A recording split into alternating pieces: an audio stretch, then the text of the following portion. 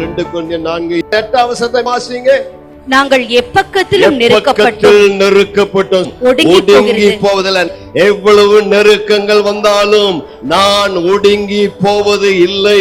எவ்வளவு கலக்கம் வந்தாலும் என் மனது முறிவு அடைவது இல்லை.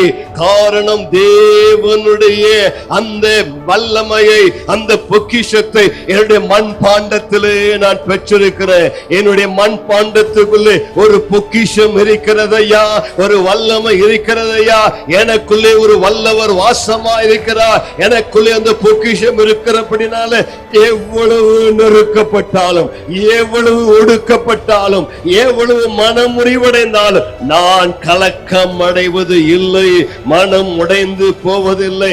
எவ்வளவு பிரச்சனை வருகிறதோ அதற்கு மேலே கர்த்தர் என்னை ஒருபடி உயர்த்தி வைக்க அவர் வல்லவராக இருக்கிறார். கர்த்தருக்கு மகிமை உண்டாவதாக.